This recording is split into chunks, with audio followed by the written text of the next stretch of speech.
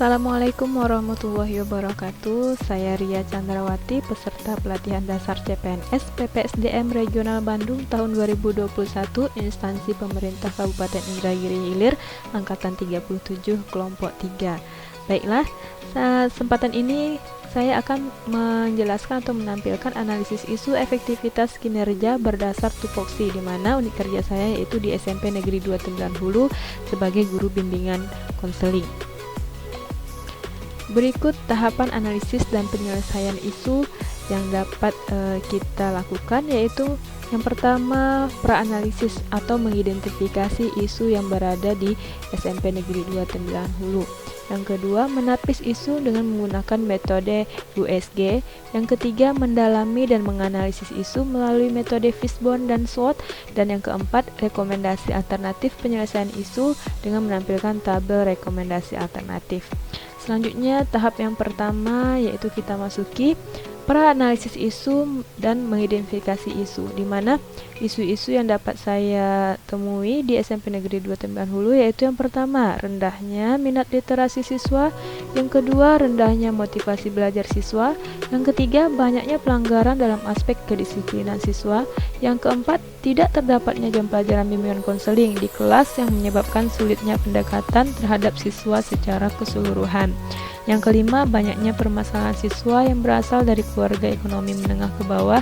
Yang keenam, rendahnya rasa sopan dan santun etika siswa. Untuk menapis isu yang telah saya sampaikan tadi, yaitu dengan menggunakan metode USG untuk mencari atau menemukan mana masalah yang genting atau sangat darurat yang harus kita selesaikan terlebih dahulu. Di mana pada tabel ini kita lihat ada poin isu atau masalah yang telah saya sampaikan tadi, ada 6 isu.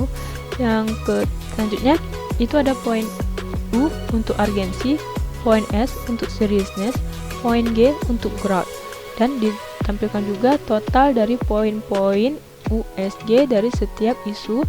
Terus ada kategori peringkat. Nah, dari peringkat ini kita akan mengetahui mana isu yang harus kita selesaikan terlebih dahulu atau genting yang harus kita selesaikan. Pada nomor pertama, isu yang disampaikan adalah rendahnya minat literasi siswa. Nah, di kolom USG ini terdapat nilai-nilai yang memiliki rentang, di mana nilai 1 untuk kategori sangat rendah, nilai 2 untuk kategori rendah, nilai 3 untuk kategori sedang, nilai 4 untuk kategori tinggi, nilai 5 untuk kategori sangat tinggi. Nah, pada isu masalah yang pertama ini, untuk urgensi atau untuk kedaruratan diberi nilai 4, di mana kategorinya yaitu sangat tinggi. Seriousness yaitu di kategori 4 juga, dan growth atau perkembangan masalah ini bila tidak diselesaikan maka diberi nilai 5, sangat tinggi, dengan total yaitu 13. Isu yang kedua yaitu rendahnya motivasi belajar siswa yang berdampak pada prestasi belajar siswa, di mana nilai urgensi untuk ini yaitu diberi nilai 5, seriousness diberi nilai 5, dan growth diberi nilai 5 dengan total 15. Isu yang ketiga, banyaknya pelanggaran dalam aspek kedisiplinan siswa. Urgensi nilai 4, seriousness nilai 4, growth nilai 4 dengan total 12. Yang keempat yaitu isu dari tidak terdapatnya jam pelajaran bimbingan konseling di kelas yang menyebabkan sulitnya pendekatan terhadap siswa secara keseluruhan, di mana urgensi diberi nilai 3, seriousness diberi nilai 3, growth diberi nilai 4 dengan total nilai 10. Isu yang kelima, banyaknya permasalahan siswa yang berasal dari keluarga ekonomi menengah ke bawah, di mana urgensi diberi nilai 3, seriousness diberi nilai 4, dan growth diberi nilai 4. Rendahnya sopan santun dan ketika siswa, urgensi diberi nilai 4, seriousness diberi nilai 5, growth diberi nilai 5 dengan total nilai 14. Nah, dari total nilai ini didapatkan peringkat. Dilihat di tabel ini, peringkat pertama isu-isu yang telah saya sampaikan tadi yaitu isu dari rendahnya motivasi belajar siswa yang berdampak pada prestasi belajar siswa. Nah, isu masalah inilah yang akan kita selesaikan terlebih dahulu. Nah, dari metode USG tadi kita dapat mengambil satu isu yang sangat penting yang harus kita selesaikan, yaitu rendahnya motivasi belajar siswa yang berdampak pada prestasi belajar siswa, di mana kita akan mendalami dan menganalisis isu dengan menggunakan metode Fishbone dan SWOT. Di sini kita akan terlebih dahulu menganalisis isu atau mendalami isu dengan menggunakan metode Fishbone, di mana dengan menggunakan metode Fishbone ini kita akan menemukan sebab dari terjadinya isu rendahnya motivasi belajar siswa yang berdampak pada prestasi belajar siswa. Nah, di sini ada 4 kategori penyebabnya, yaitu yang pertama dari segi material, yang kedua dari segi manusianya, yang ketiga dari lingkungan, dan yang keempat dari metodenya.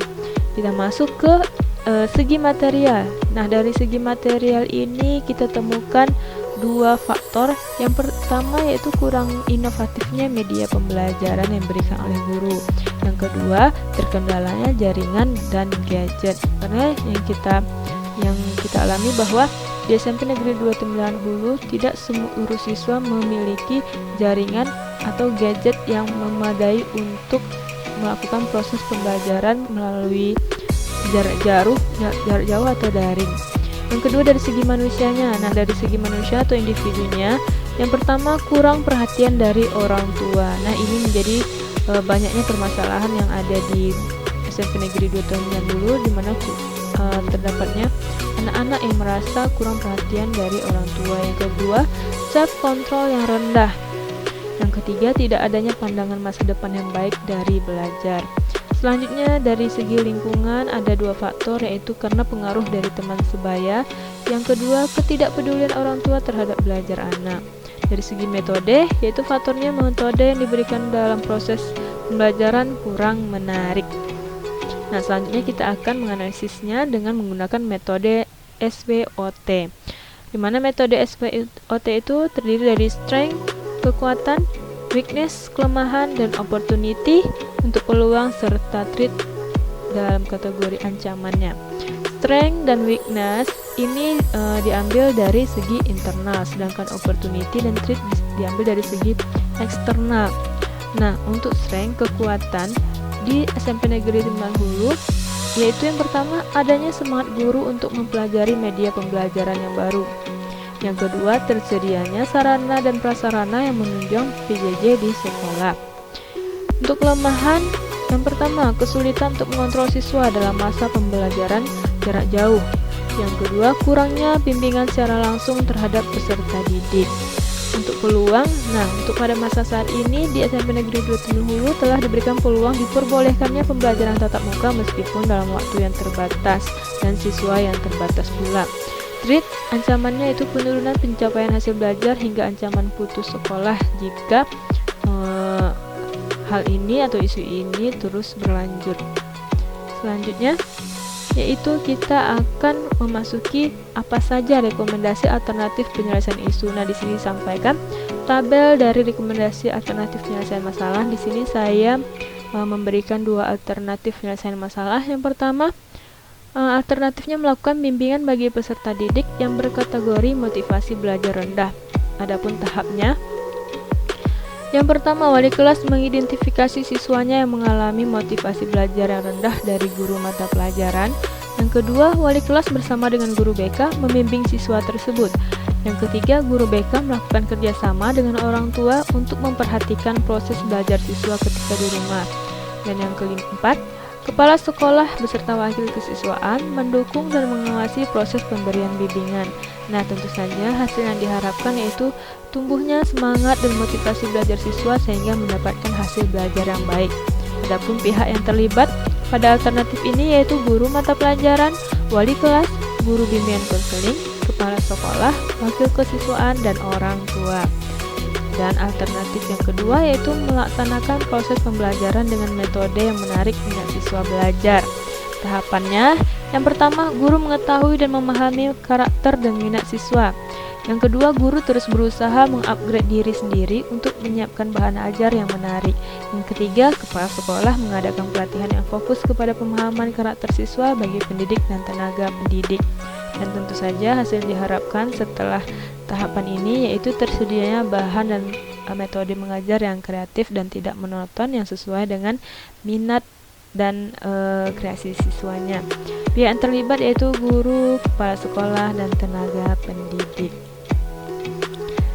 Nah, demikianlah presentasi dari hasil analisis isu efektivitas kinerja berdasarkan tupoksi yang telah saya sampaikan. Terima kasih, mohon maaf atas segala kekurangan. Assalamualaikum warahmatullahi wabarakatuh.